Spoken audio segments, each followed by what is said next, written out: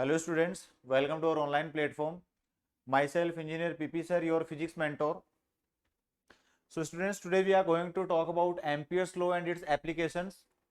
So let us talk about Ampere's law. What is Ampere's law? So Ampere's law gives another method to calculate magnetic field due to given current distribution. So it is basically used to give magnetic field due to a certain current distribution. So if we talk about Ampere's law, then let us say in any closed loop, let us say we are given a closed surface in which different currents are given. So we have to calculate net magnetic field associated with this given loop. So line integral of magnetic field around any closed surface. It means we are talking about closed integral B vector dot dl vector.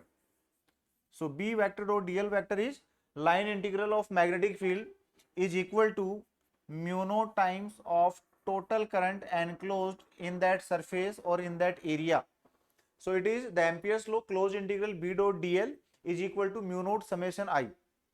So summation I is net current enclosed by that surface.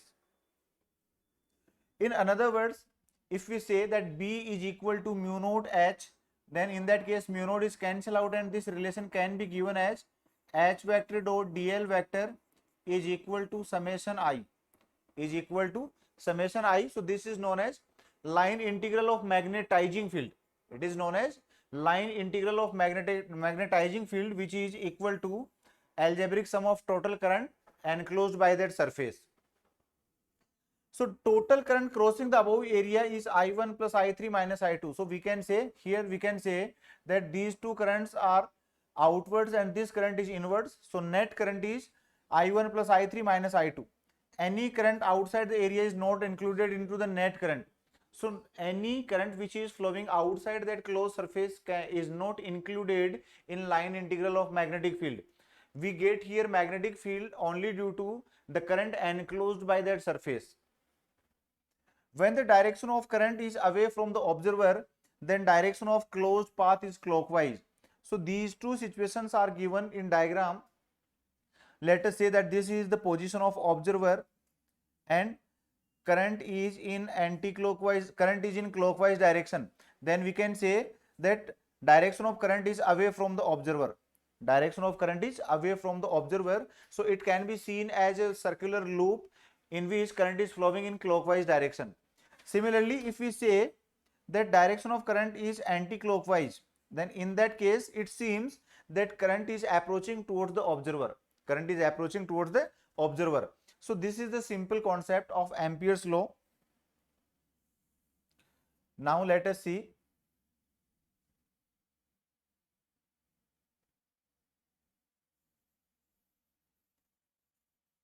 So now we are given few applications. So let us talk about these applications. First, magnetic field due to a cylindrical wire. We are given a cylindrical wire and we have to find magnetic field due to the cylindrical wire. So we are going to find magnetic field here in three different cases. So first case is outside the cylinder. First case is outside the cylinder. So this is a cylinder and where we have to find magnetic field at this point P, which is lying outside the cylinder. So we are considering that this cylinder can be enclosed by a circular shape. So this is Amperian surface which is assumed here and we are going to find magnetic field at this point P. So it can be calculated as closed integral B dot dl is equal to mu naught I. So B is taken as outside. So it is integration dl is equal to mu naught I. So total current passing through this cylinder is I. Now B. So B is here integral dl is here circumference. So which is equal to B into 2 pi r is equal to mu naught I.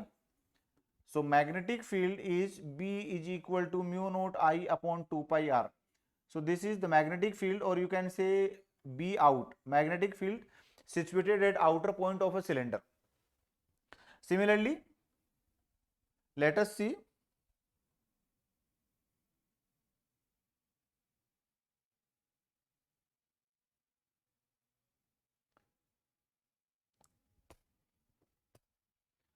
So in all the above cases, B is equal to mu naught I upon 2 pi r. If we find magnetic field at the surface, then in that case small r becomes equal to capital R, which is equal to radius of cylinder, and in this case magnetic field B surface is equal to mu naught I upon 2 pi r. So this relation represents magnetic field at the surface of current carrying cylinder. Then third situation, inside the cylinder. So inside the cylinder we are considering that there is no magnetic field. There is no magnetic field. Either it is solid cylinder, either it is thin hollow cylinder, or it is thick hollow cylinder. In all the situations, magnetic field inside that cylinder is equal to 0. Now see, we are going to compare solid cylinder and inside the thick portion of hollow cylinder. What is the magnetic field? So here we consider that current enclosed by that loop is lesser than the total current. It means here we are considering that any current I was flowing through this cylinder, and if we consider a small cross section which is enclosed within the cylinder, then in that case current passing through that small portion is always less than the total amount of current. So here current density, we can calculate this amount of current by using its area. So let us say that total I current is flowing in area pi r square. So in unit area, which is equal to density. So density is current upon area, which is I upon pi r square. So if this current density is multiplied with given area of this sphere, given area of this surface represents current flowing in it. It means I dash. So it is equal to I upon pi capital R square into pi small r square. So in this condition, I dash becomes equal to small r square upon capital R square into I. So this is the value of current which is flowing through it. Now we can calculate using the Ampere's law. So here we get the relation which is equal to B is equal to mu naught I r upon 2 pi capital R square. So this is the magnetic field in case of solid cylinder. Now similarly inside the thick portion of hollow cylinder, so if we find magnetic field inside the thick hollow cylinder, so see, we have seen in these three conditions, then here in this hollow portion magnetic field is 0, here it is thin hollow cylinder, so magnetic field is 0, but in case of solid cylinder and this thick hollow cylinder, magnetic field is non-zero within this given region, here in this region and here in complete region. So in case of solid cylinder, this magnetic field is mu naught I r upon 2 pi r square, and in case of this thick cylinder, so let us say we are considering here that inner radius is r1 and outer radius is r2. So in this situation, current flowing through this given region is, let us say, I dash is equal to I, which is net current, into r square minus r1 square divided by r2 square minus r1 square. So this is the amount of current in case of this thick hollow cylinder. And similarly, again we will use the same concept of Ampere's law, and we will get the value of magnetic field inside this thick hollow cylinder, which is equal to B is equal to mu naught I upon 2 pi r2, which is maximum current if small r is equal to r2, and in general we can say that it is mu naught I and this relation r square minus r1 square upon r2 square minus r1 square divided by 2 pi r. This is the relation. Now see,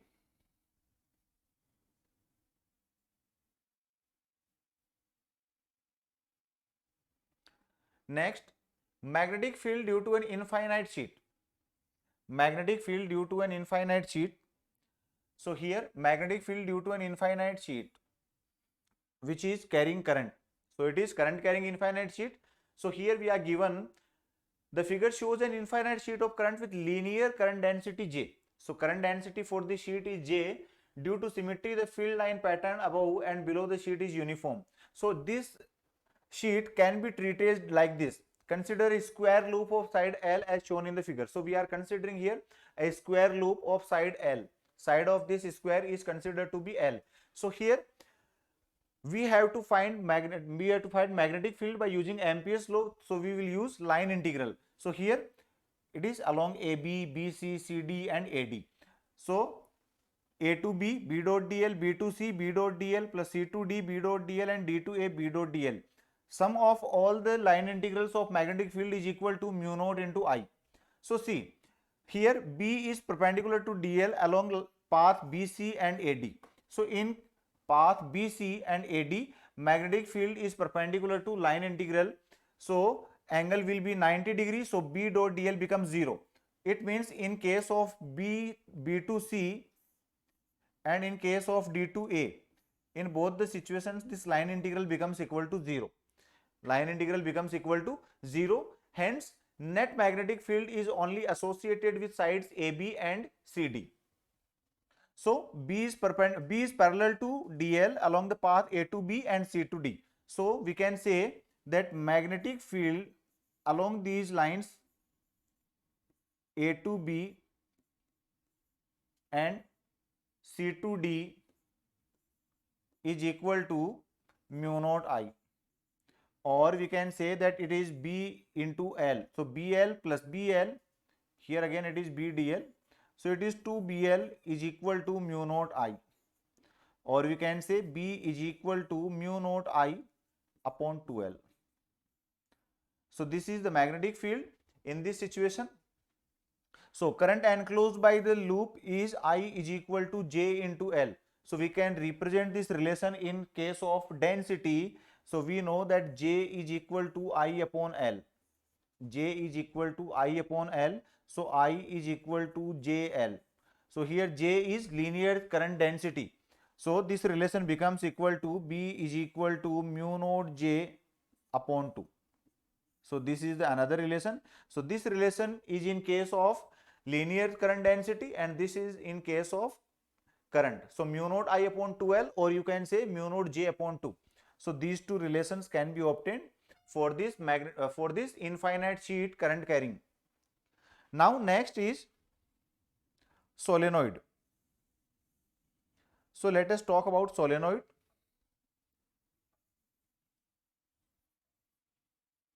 So in case of solenoid, we know that solenoid is also based on Ampere's law.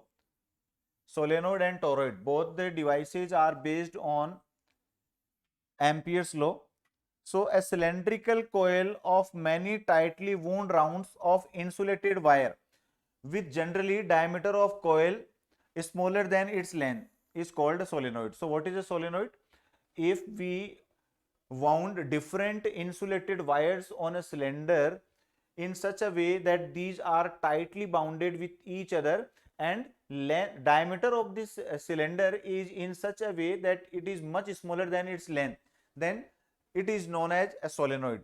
So this is the simple configuration of a solenoid. So here we can see that different wires are wounded on a insulating cylinder in such a way that these are tightly wounded. So this is the general pattern. Now if we talk about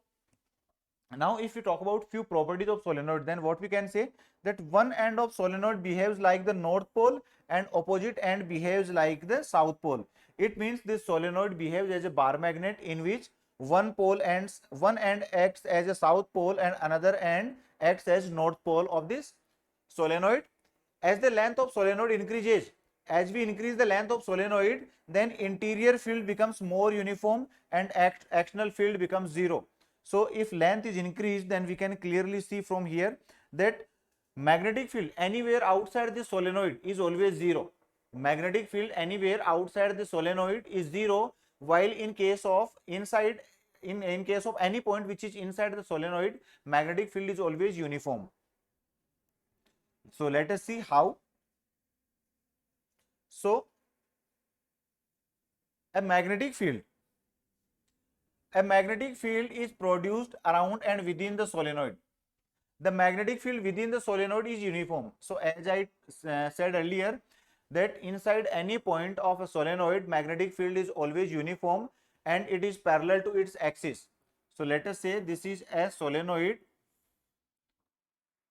This is a solenoid and these are the different number of insulating wires which are wounded over it like this. So magnetic field inside the solenoid is along its axis, its direction is along its axis, and magnetic field anywhere outer at any outer point, so this magnetic field will be 0. Now see, if solenoid is of finite length, if solenoid is of finite length, then in this case it is clear that, let us say, we have to find magnetic field at any point P. Radius of this cylinder is small r, or you can say radius of the solenoid is small r. Let us say it is making an angle alpha and beta. So magnetic field for this solenoid of finite length is given as B is equal to mu naught upon 4 pi into 2 pi n I into sine alpha plus sine beta. Sine alpha plus sine beta. It can be given this in this simple way, or you can say, let us see from here, 2 pi is cancel out, so it is B is equal to mu naught n I upon 2 sine alpha plus sine beta. Here this capital N is total number of turns. It is total number of turns. Now see, if we talk about a solenoid of infinite length, then in this case alpha and beta both will be pi by 2. So for infinite length, or you can say infinite solenoid, alpha is equal to beta is equal to pi by 2. So sin pi by 2 plus sin pi by 2, it is 1 plus 1 2, 2 is cancel out. So in this case magnetic field will be B is equal to mu naught n I. It is B is equal to mu naught n I upon length, its length. So it is mu naught n I upon L. Now see, this n upon L represents number of turns in unit length. So this relation can be said as B is equal to mu naught n I. B is equal to mu naught n I. Now see, if we consider that solenoid is of infinite length and point is nearer any one end, it means if we have to find magnetic field at any one end, then in that case alpha will be 0 and beta will be pi by 2. So at any one end, so B end is equal to mu naught n I upon 2. It means at any one end of a solenoid, magnetic field is half of magnetic field at center or at midpoint of solenoid. Similarly, magnetic field outside the solenoid is always 0. So magnetic field at any outer point is always 0, because by using Ampere's law we consider only the current which is in a closed surface. So for outer currents magnetic field will be 0. Now see, toroid. So our next topic is toroid. Toroid is also based on principle of Ampere's law. So a toroid can be considered as a ring shaped closed solenoid. So if we bend solenoid in such a way that it becomes in a ring shape, then it is known as a toroid. So hence it is like an endless cylindrical solenoid. So this is an endless cylindrical solenoid which can be bent in ring shaped closed solenoid. So here in case of solenoid also we calculate magnetic field. So it is B is equal to mu naught n I upon 2 pi r. R is radius of this solenoid. So here magnetic field is B is equal to mu naught n I upon 2 pi r, or we can say it is B is equal to mu naught n I. So here number of turns in unit length is equal to total number of turns divided by its circumference. So it is small n is equal to capital N upon 2 pi r. So this is the relation.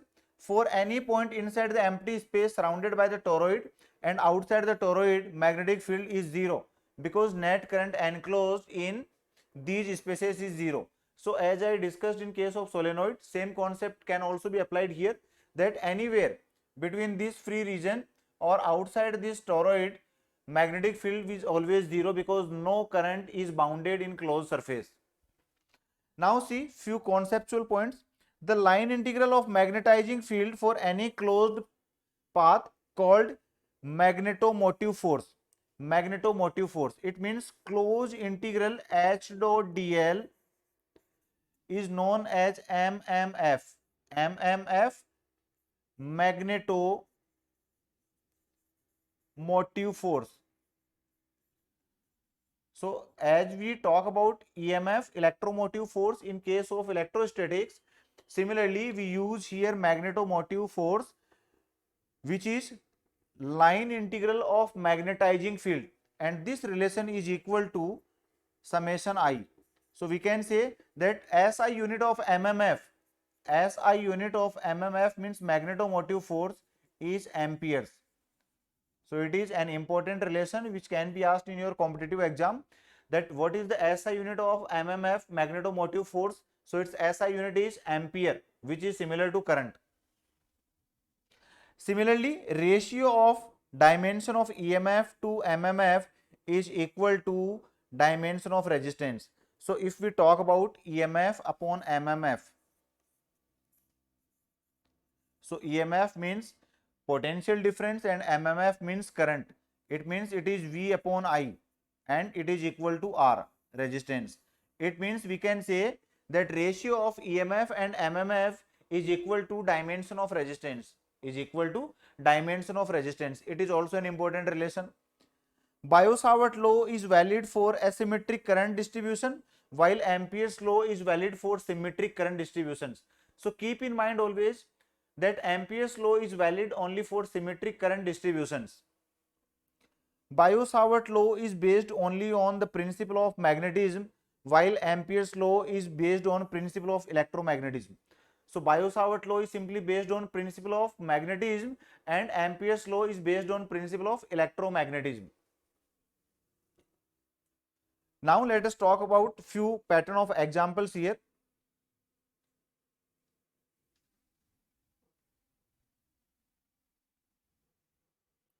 So let us talk one by one these examples. So here we are given an example. A long solenoid has 200 turns per centimeter and carries a current of 2.5 ampere. So we are given current as 2.5 ampere and number of turns per centimeter means unit length. So it is small n is given as 200. The magnetic field at its center is, so we have to calculate magnetic field. So it can be calculated using the relation B is equal to mu naught n I. Value of mu naught is 4 pi into 10 to the power minus 7. Number of turns in unit length is 200 in per centimeter. So let us convert it into per meter. So we will divide it by 10 to the power minus 2 and current is 2.5 ampere. So by calculating this relation, we can find value of magnetic field. So see, it is 2.5 into 4, 10. 10 into 2, 20 pi. So it is 20 pi into 10 to the power 4 minus 3. So this is 20 pi into 10 to the power minus 3. If we place value of pi, then it is 3.14 to 6.28. 6.28 into 10 to the power minus 2 Tesla. So magnetic field is 6.28 into 10 to the power minus 2 Tesla. So option number B is correct. Option number B is correct. It is Tesla, or you can say Weber per meter square. Both are units of magnetic field. Similarly, next pattern is a long solenoid is formed by winding 20 turns per centimeter. So 20 is again small n. The current necessary to produce a magnetic field approximately. So we have to find out value of current. So let us see, B is equal to mu naught Ni. B is equal to mu naught Ni, and value of current is value of magnetic field is given as 20 millitesla. So this is the value of current, which value of magnetic field. So B is 20 millitesla. We are given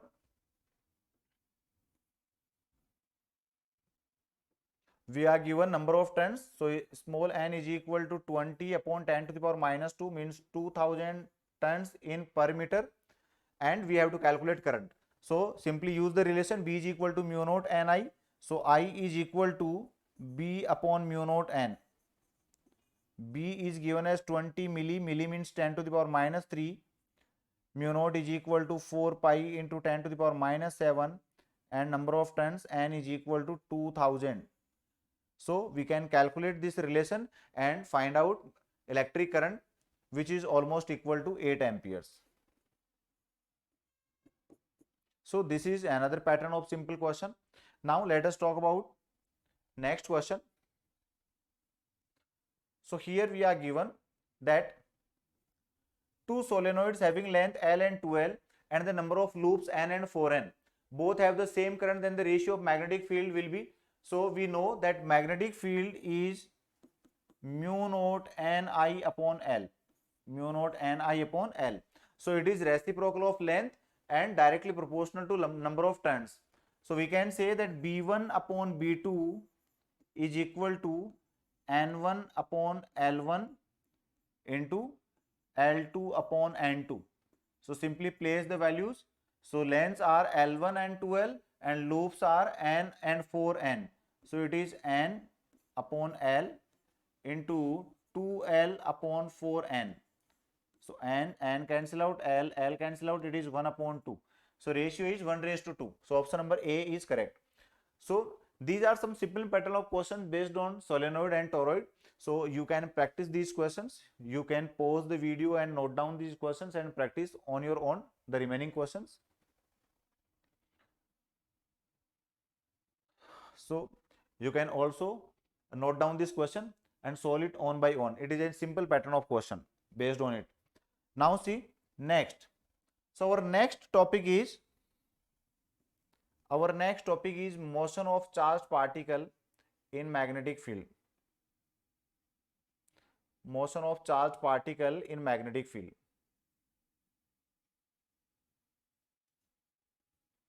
So let us talk about it. Motion of charged particle in a magnetic field. So whenever we talk about motion of a charged particle, then it can be calculated by using the relation of force F is equal to QVB sin theta. F is equal to QVB sin theta. So here Q is the charge of that charged particle, V is the velocity by which it is moving, B is the magnitude of magnetic field in which it is moving, and theta is the angle by which this charged particle is traveling in uniform magnetic field. So these are some data. So let us say in vector form, it is F is equal to Q into V vector cross B vector. So one thing is clear from here, that magnetic force on this charged particle Q is perpendicular to the plane of velocity vector and magnetic field vector. So this way, if I say that this is the direction of magnetic field B vector, this is the direction of force F vector, then this is the direction of velocity vector which is making an angle theta with the magnetic field. So this is the simple representation. If we talk about that there is angle of 90 degree between velocity vector and magnetic field, in that case it can be represented as that this is the magnetic field, this is the force, and this is the velocity vector. So this is an angle of 90 degree between V and B. So if we say about zero force, so zero force, if F is 0, it means force on charged particle will be 0 if magnetic field is 0. So see, our relation is QVB sin theta. So F will be 0, either it is B 0, charge is neutral, there is no force on a neutral particle in magnetic field, means Q is 0. If rest charge means there is no motion in charged particle, means velocity is 0. And if moving charge is theta is equal to 0 degree, it means that charged particle is moving in the direction of magnetic field. In all the cases, force on that charged particle will be 0.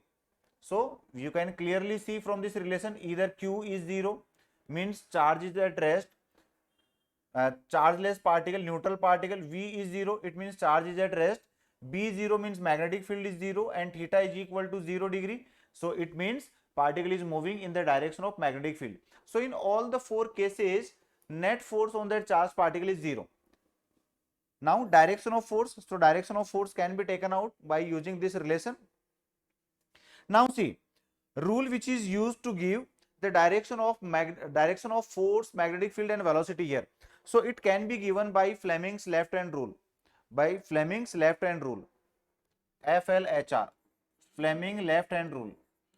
So what is the statement of Fleming left hand rule? Let us say that this middle finger, this index finger represents the direction of magnetic field. If index finger gives the direction of magnetic field, middle finger gives the direction of velocity, then force will be given by the thumb. So this is the Fleming's left hand rule. If index finger of left hand represents magnetic field, middle finger represents velocity vector, then thumb will represent direction of magnetic force. This is Fleming's left hand rule. Now, circular motion of charge in magnetic field. So, circular motion of charge in magnetic field. Let us see how it is calculated.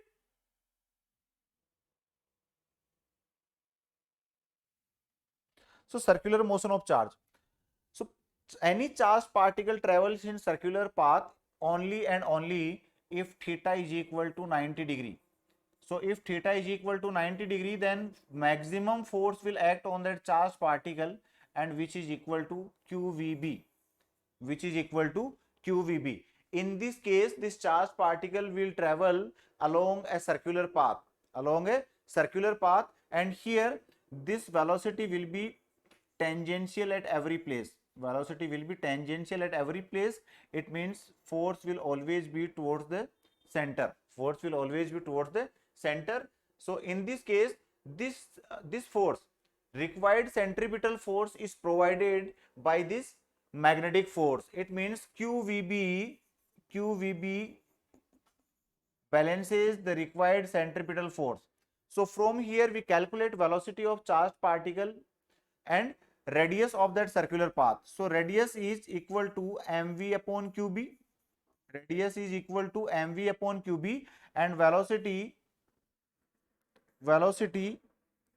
v is equal to qbr upon m. qbr upon m.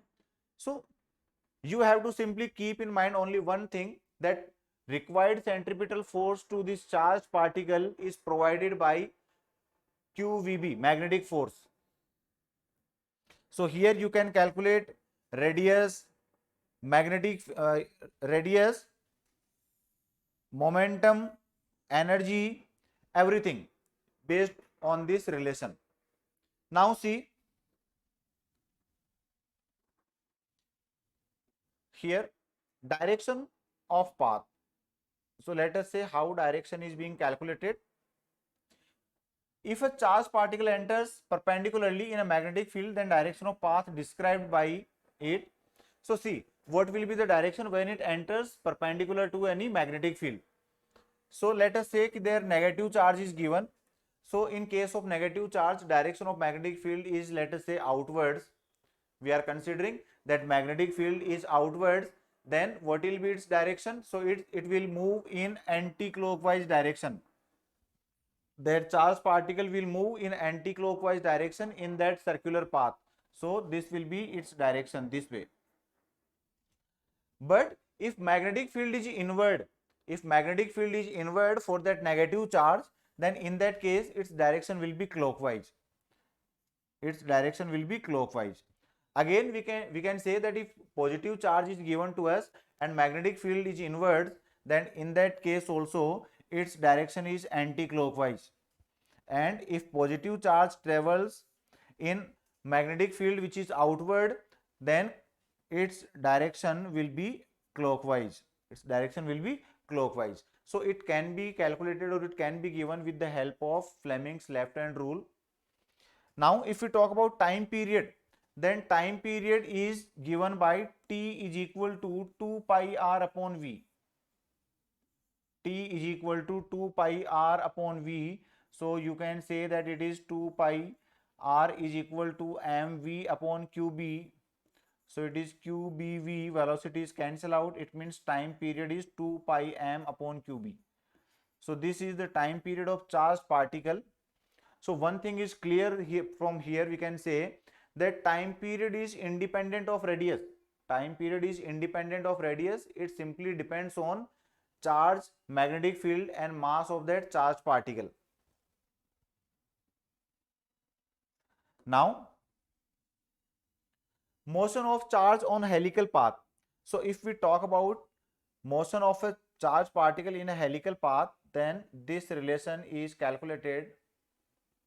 Let us say, in case of helical path, we consider that charged particle is traveling in such a way that it makes an acute angle, or it enters in magnetic field by an acute angle, then its path will be helical. Its path will be helical. So let us say we are given this situation. So here it is entering in magnetic field by making an angle which is acute, means which lies between 0 and 90 degree. In that case, its path will be helical. It means it is traveling in vertical path, it is traveling in circular path as well as in straight line also. So here let us say this is the velocity by which it enters in magnetic field. Then two components of velocity are here. One is v cos theta and another one is v sin theta. Another one is v sin theta. So this v sin theta provides circular path, and v cos theta makes it travel in horizontal path. So this v cos theta means v parallel. It provides horizontal path, and v perpendicular provides circular path. So these two concepts you have to keep in mind. So whenever we talk about radius of circular path, then radius can be calculated r is equal to mv perpendicular, because circular path is provided by vertical component of velocity. So it is mv vector upon qb. mv vector upon qb. So this is the general concept. Now in case of horizontal path, we calculate pitch. So pitch is what? Pitch is distance traveled by the charged particle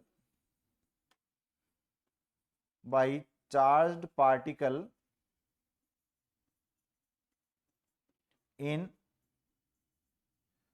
horizontal direction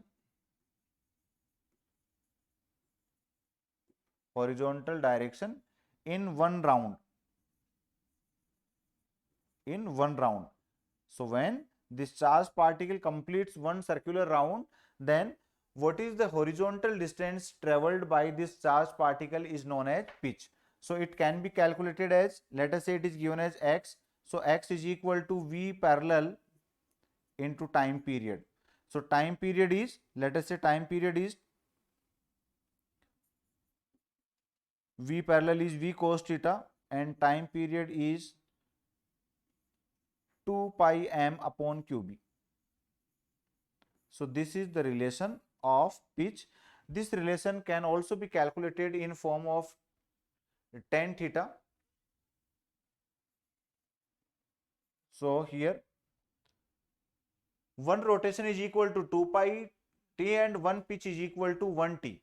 So number of pitches is equal to number of rotations and number of repetitions. So this simple relation can be used to explain motion of particle in helical path. Now see, here we are given some standard results.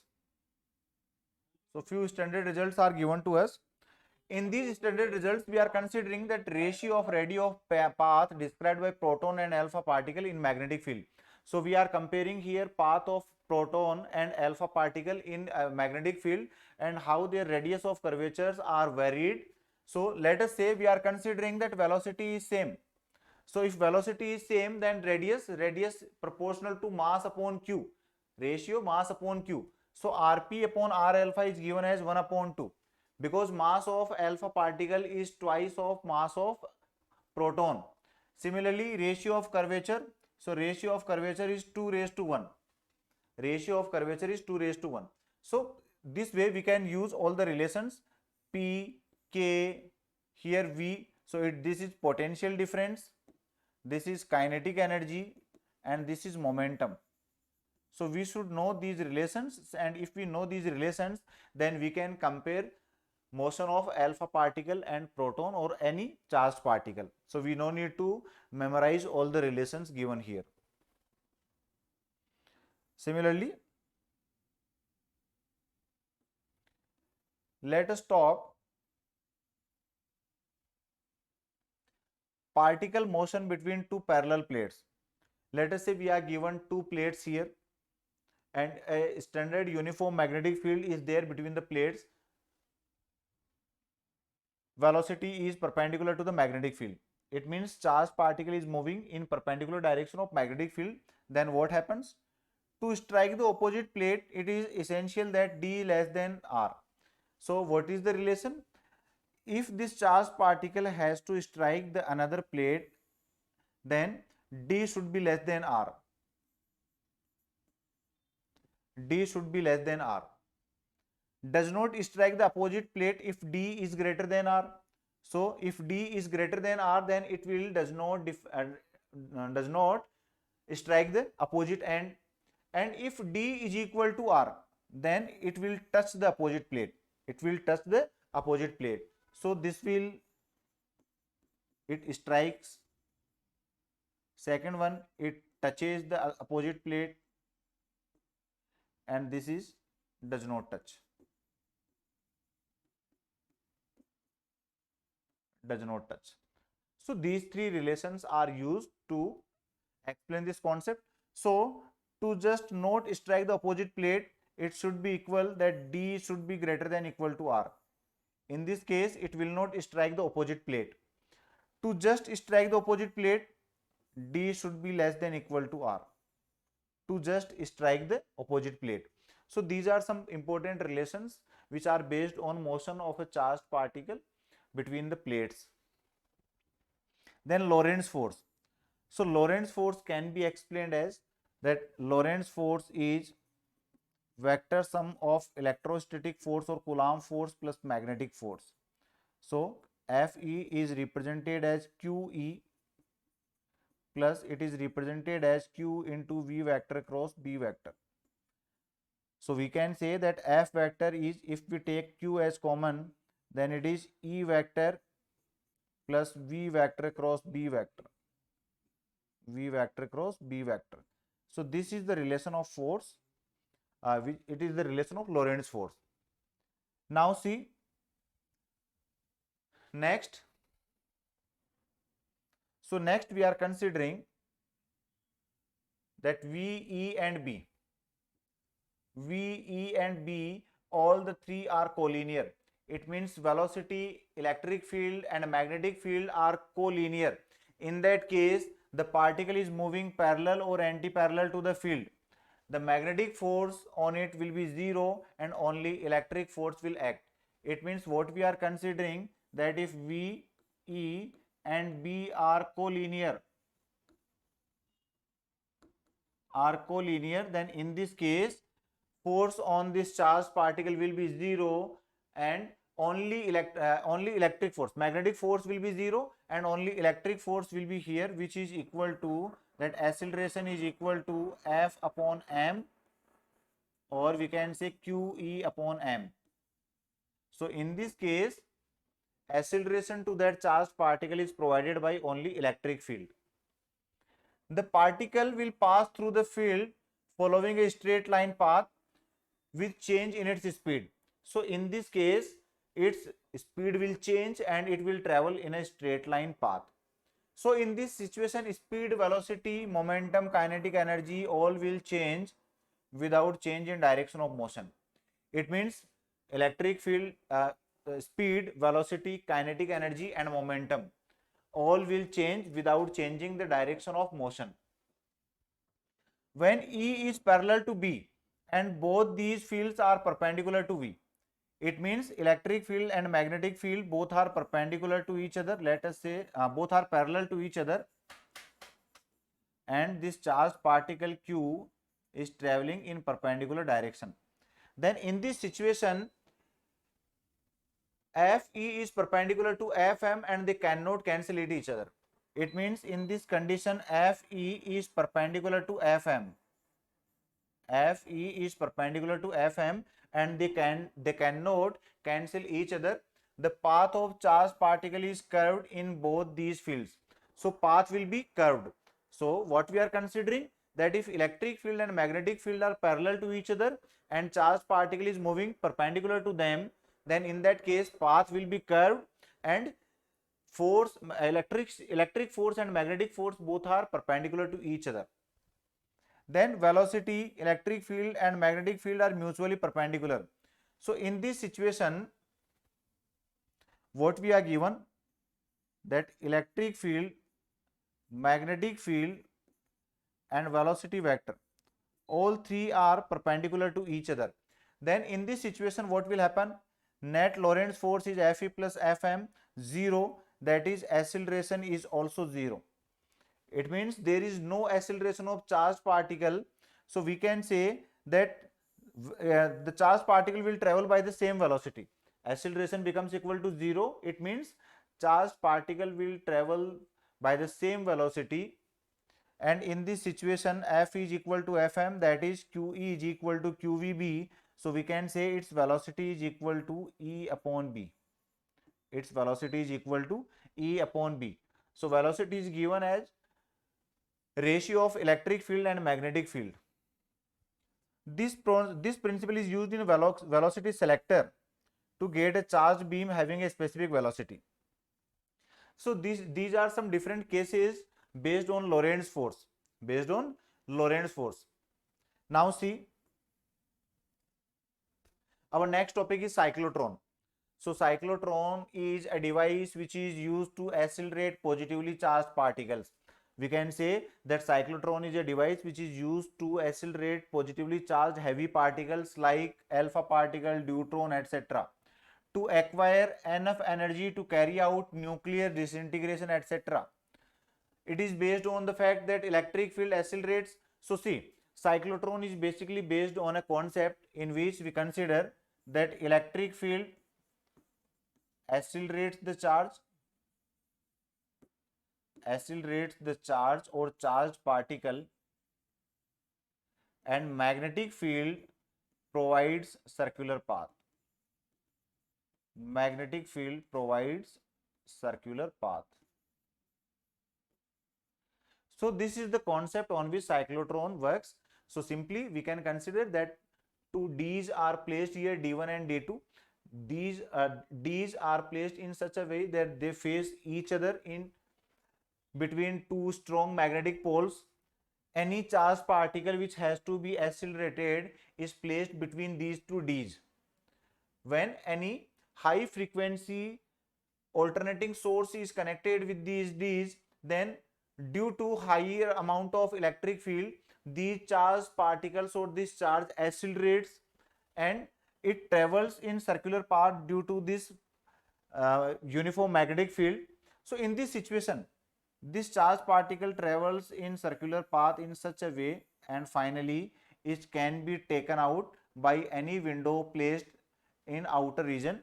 So as it travels one complete cycle equal to radius of D, then a window is placed and from this window this charge can be taken out.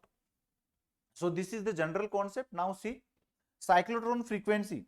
So cyclotron frequency, time taken by ion to describe Q semicircular path is given by, so see, it travels in semicircular paths like this.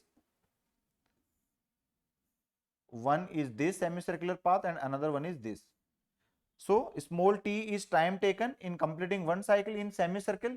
So it is equal to T is equal to pi r upon V. T is equal to pi r upon V, or we can say that T is equal to pi m upon QB. So total time taken in completing one round, it means in completing one round. So total time is T is equal to 2T. So which is again equal to 2 pi m upon QB. 2 pi m upon QB. So maximum energy of position. So maximum energy gained by the charged particle is E maximum. So here E maximum is equal to Q square B square R square upon 2m. It means it can be calculated as half m V maximum square. Half m V maximum square, which is Q square B square R square upon 2m. So this is the general concept of maximum energy. Cyclotron frequency is also known as magnetic resonance frequency. So frequency of cyclotron is also known as magnetic resonance frequency. Cyclotron cannot accelerate electrons because they have very small mass. So always keep in mind, cyclotron is basically used to accelerate heavy charged particles or positively charged particles. Now see, what is the Hall effect? What is the Hall effect in cyclotron? So what is the Hall effect in cyclotron? Let us see. So the phenomena of producing a transverse EMF. So phenomena of producing transverse EMF in a current carrying conductor on applying a magnetic field perpendicular to the direction of current is called Hall effect. So it means if any current which is applied in perpendicular direction to the magnetic field, then transverse EMF is produced. Transverse EMF is produced. This concept is known as Hall effect. Hall effect helps us to know the nature and number of charge carriers in a conductor. So this Hall effect is basically used to know the nature and number of charge carriers in conductor. So negatively charged particles. So in this condition we are considering negatively charged particles. So in the force acting is F is equal to minus E V vector cross B vector. And in case of positively charged particle, this force is F M is equal to plus E V vector cross B vector. So this is the simple concept of it. Now let us talk about few concepts.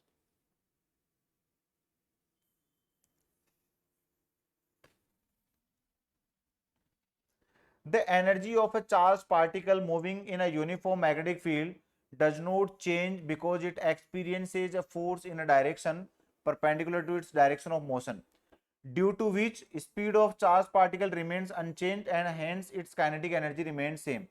It means energy of a charged particle which is moving in uniform magnetic field does not change, because it experiences a force in direction perpendicular to its motion. It means it feels a force in perpendicular direction to its motion. Then there is no change in kinetic energy because its velocity remains same.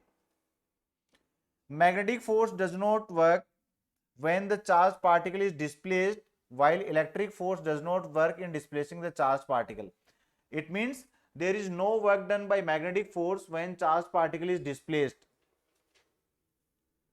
Magnetic force is velocity dependent, while electric force is independent of state of rest or motion of charged particle. It means in case of electrostatic force we simply consider charge, but in case of magnetic force we consider velocity dependence of magnetic force. Clear? So it is velocity dependent. Now let us see few examples. So we are going to discuss few examples based on this relation.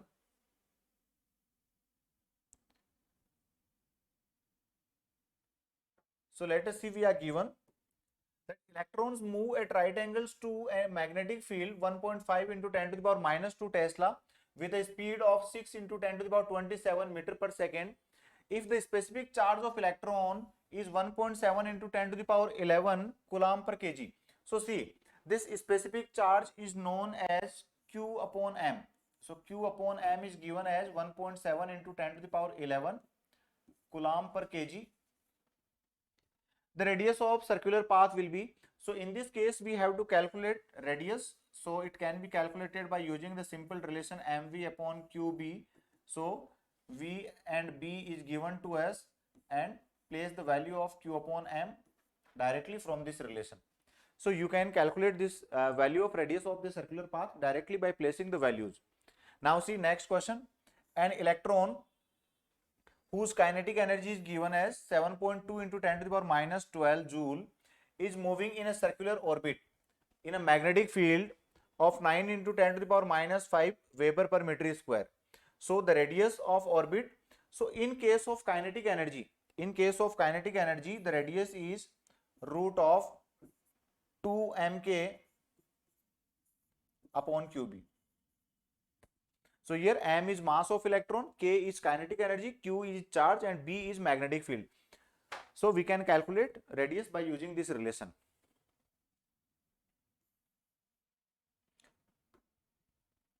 Now see next question.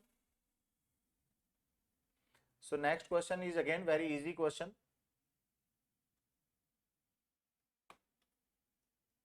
So here we are given that an electron and a proton enters a magnetic field perpendicularly.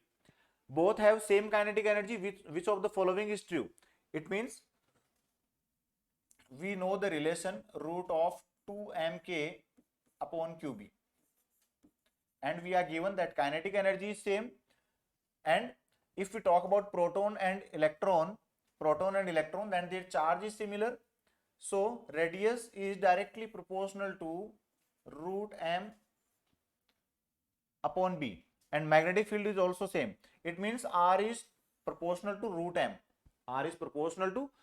m. So we can say that r e upon rp is equal to root of me upon mp.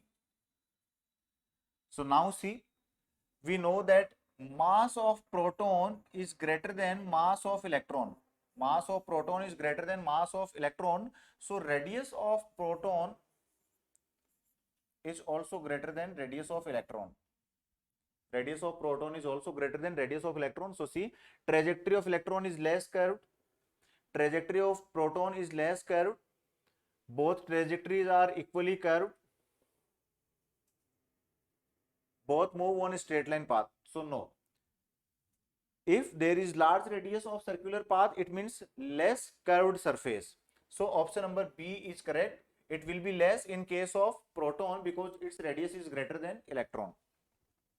Similarly, next, a proton and alpha particle enters in a uniform magnetic field with same velocity, then ratio of radii, it means R is equal to mv upon qb. Use this relation. V is same, B is same, so R is directly proportional to m upon q. Now compare for alpha particle and proton and you can get the specified result. Similarly, this question is also easy, so note it down and practice it on your own.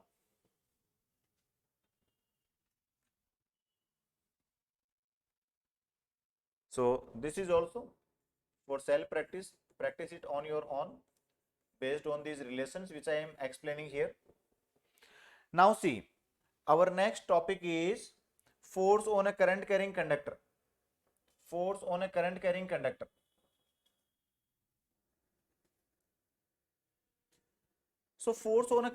conductor in magnetic field. Let us say we are having any current carrying element which is placed in magnetic field. So here force is, let us say, force is given by F is equal to I into L vector cross B vector. F vector is equal to I, L vector cross B vector. So this is the force on a current carrying conductor in uniform magnetic field. So we can say the direction of this force can also be given by Fleming's left hand rule. So its direction can also be given by Fleming's left hand rule. If this index finger represents the magnetic field, middle finger gives the direction of current, then force will be given by thumb. So this is the given by Fleming left hand rule, FLHR.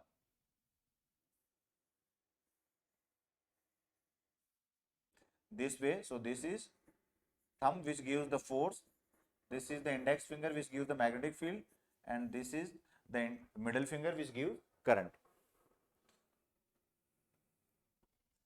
Now see, direction of force. So if we talk about direction of force, then as I explained you earlier, then direction can be taken out by Fleming's left hand rule or either you can calculate it with the help of right hand palm rule. So in case of right hand palm rule, let us say that these straight fingers of a right hand represents the direction of magnetic field and this thumb represents the direction of current, then magnetic force is given by the palm of right hand this way. So this is thumb represents current, fingers represent magnetic field, then this palm will represent force. So either you can use right hand palm rule or you can use Fleming's left hand rule. Then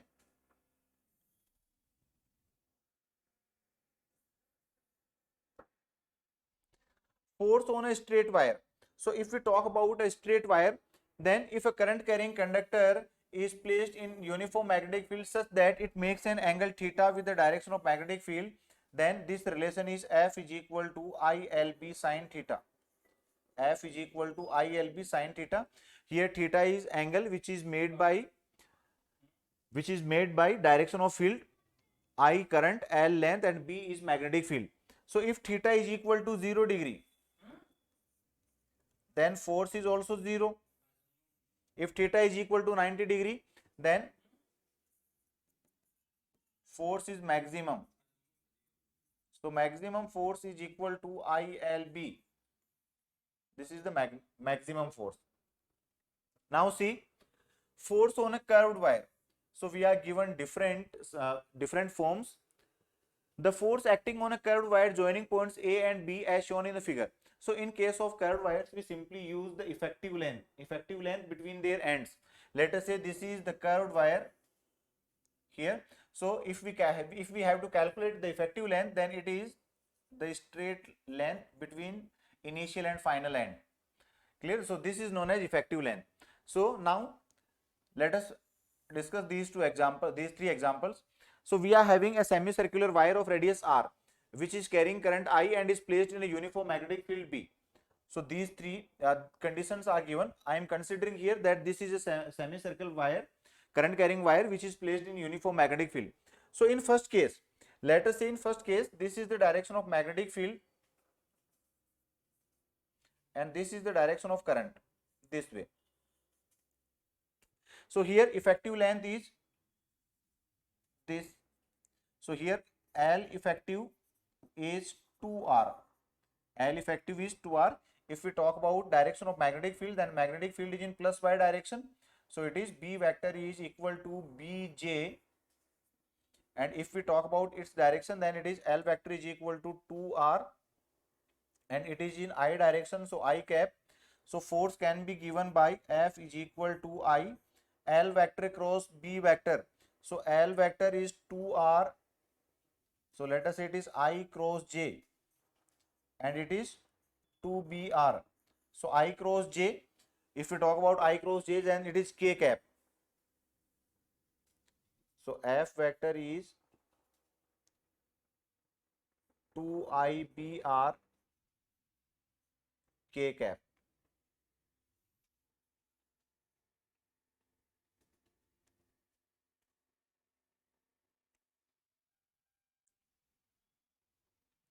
Now, in this case, let us say current is flowing this way and magnetic field is normal to the plane. Normal to the plane, it means it is B vector is equal to minus BK cap and effective length is 2RJ cap. Effective length is 2RJ cap. So in this case, F is equal to 2BIR and it is plus J cap.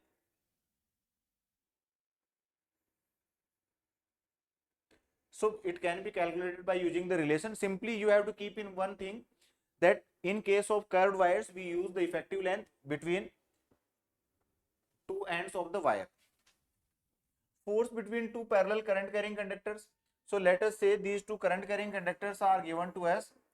I am considering here that current is flowing in similar direction is these two conductors and separation between them is let us say A. Then force in unit length. So force in unit length is equal to mu naught I1 I2 upon 2 pi A. mu naught I1 I2 upon 2 pi a. So this is the relation of force. If any, if we consider, let us say that in magnetic field of any one current carrying conductor, another wire feels a force which is in unit length F upon L, and it is given as mu naught I1 I2 upon 2 pi a. Here a is separation between the wires.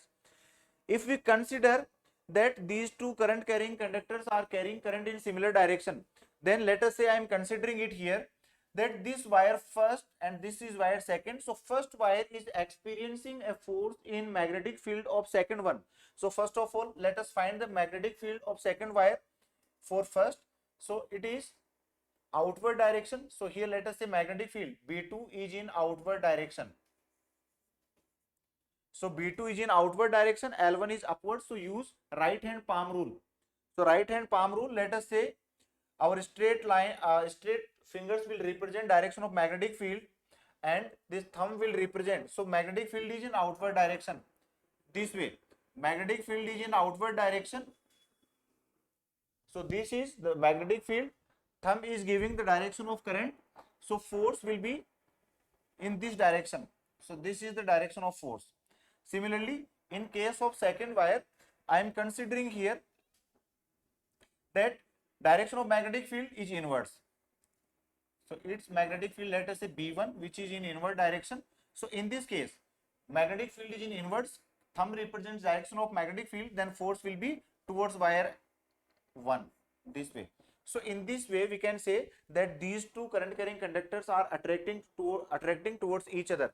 It means if current is flowing in similar direction, then force applied is of attraction nature. It is of attraction nature.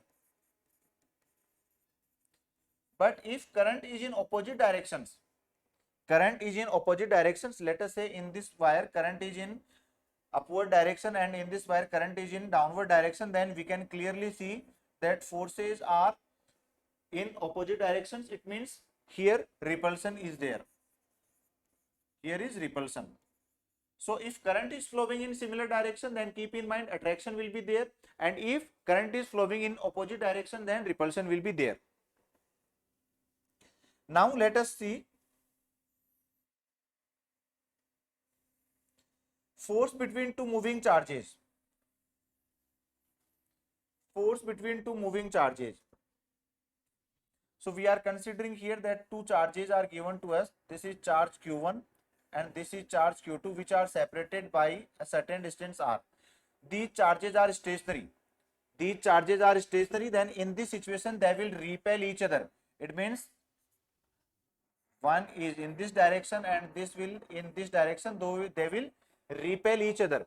But if we consider that these charged particles are moving, so let us say this is moving by v1 velocity and this is moving by v2 velocity, then in this condition, here this is the direction of magnetic force and this is the direction of magnetic force here.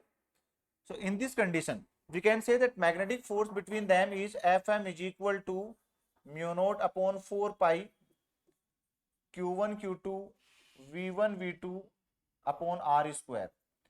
This is the magnetic force in case of moving charges, and in case of static charges it can be calculated with the help of Coulomb's law. Now see, so this is the relation. Electrostatic force or Coulomb force is 1 upon 4 pi epsilon naught Q1 Q2 upon R square. So if we find the ratio Fm upon Fe, then this ratio is mu naught epsilon naught V square. Mu naught epsilon naught V square, or we can say, and we know one relation, that C square is equal to 1 upon mu naught epsilon naught. C square is equal to 1 upon mu naught epsilon naught. So we can say that Fm upon Fe is equal to V upon C whole square. So here C is speed of light in vacuum. Speed of light in vacuum. If V is much smaller than C, then Fm is much smaller than Fe. It means electrostatic force will be more effective than magnetic force if velocity is much smaller. Standard cases for force on current carrying conductors. So some standard cases are given to us. Let us say in above circular loop, tension in part A and B in balanced condition of small portion AB. So see, if we talk about balanced condition of small portion AB, then in this case, let us say that this is the midpoint which is given here. Here, angle between these 2 points A and B is, let us say, d theta. So if I draw a perpendicular here, then this angle will be bisected. So it is d theta by 2, d theta by 2. And if we calculate here tension, then we can clearly see that 2t sine theta by 2, 2t sine d theta by 2 is equal to df. And here for current carrying conductor, df is equal to bidl.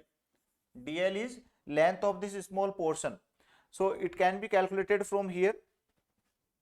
dl is equal to r d theta. So here we can say that dl is equal to r d theta. So 2t sine d theta upon 2 is equal to bir d theta.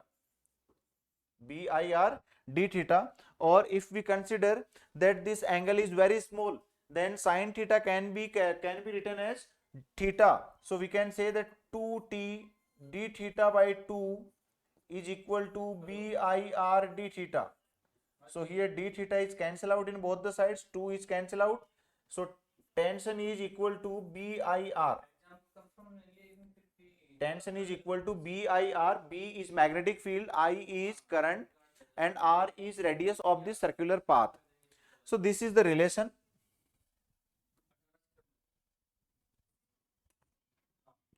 So we have explained, we have concluded all these relations. Let us talk about this in case of spring. So current carrying spring. So what we are considering, that if current is passed through a spring, then it will contract because current will flow through all the turns in the same direction. So if any amount of current is flowing through a spring, then always keep in mind that spring will contract. Spring will contract because current is flowing through the each turn of the spring. Current is flowing through each turn of the spring, and in each turn it will contract that. Tensionless springs. So if any spring which is tensionless, then in this case, in the following figure, the value and direction of current through the conductor xy, so that string becomes tensionless. So let us see in this condition, direction of current is from x to y, and in balanced condition, Fm is equal to mg. Means magnetic force is given by weight of this spring, which is BIL is equal to mg. So if we find amount of current flowing in it, then it is mg upon BL. It is mg upon BL. Now see few concepts.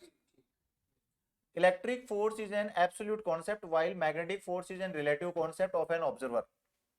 So electric force is absolute, while magnetic force is relative concept. If we talk about the nature of force between two parallel charge beams decided by electric force, as it is dominator, the nature of force between two parallel current carrying wires decided by magnetic force. So what we can say, that if we have to find force between two current carrying conductors, then nature of force can be given by force between two parallel current carrying wires. So force can be decided, nature of force can be decided by this. Now let us discuss a few pattern of questions here. A vertical wire carrying a current in upward direction as is placed in horizontal magnetic field directed towards north. The wire will experience a force which is directed towards. So here we can calculate it by using Fleming's left hand rule. So current is in upward direction. Magnetic field is towards north. So force will be towards west. Option D is correct. So it can be given as, if this is the north south, then it is east west. So force will be in west direction.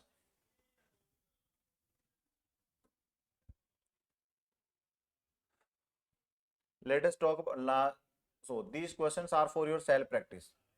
These are easy questions which are based on simple relation we have discussed earlier. It is two current carrying conductors, here angle is given between them, and this is the directly formula based F is equal to BIL sin theta.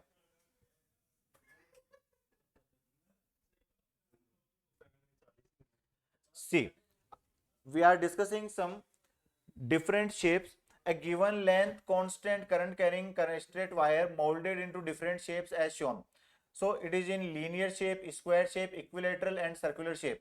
So in all these conditions, if we talk about magnetic moment, then magnetic moment is given as M is equal to I into A. M is equal to I into A. In case of circular currents, we can say it is NIA. N is number of turns. This M is known as magnetic moment. M is known as magnetic moment. So if you have to calculate magnetic moment, then we use the simple relation M is equal to current into area. So in case of square, area is A square. So we can say M is equal to IA square. Now see, this wire of length L is being formed in form of square. Then we can say from here that this total length is equal to, it is making this square, and we are considering each side of square as A. So 4A is equal to L. So A is equal to L by 4. A is equal to L by 4. So in this case, magnetic moment is IL square upon 16. So in case of A, we can say I into A square, and if we place A in terms of our given length, then it will be L square by 16. Similarly, in case of equilateral triangle, its area. So area of equilateral triangle is root 3 by 4 A square. Root 3 by 4 A square. And if we talk about its length, then here we can say that this length is equal to 3A. So A is equal to L upon 3. So from here we can say that A is equal to root 3 IL square upon 36. So this is the magnetic moment. This is the magnetic moment. Now in case of circular, so in this condition also we can say that area is pi r square, but here 2 pi r is equal to L. So r is equal to L upon 2 pi. R is equal to L upon 2 pi. So if we calculate its magnetic moment, then it is M is equal to I pi r square. So r square can be written as L square upon 4 pi square, and it is I L square upon 4 pi. So this is the magnetic moment. So if we are given any straight wire and it is being converted into different shapes, then we can calculate its magnetic moment. Now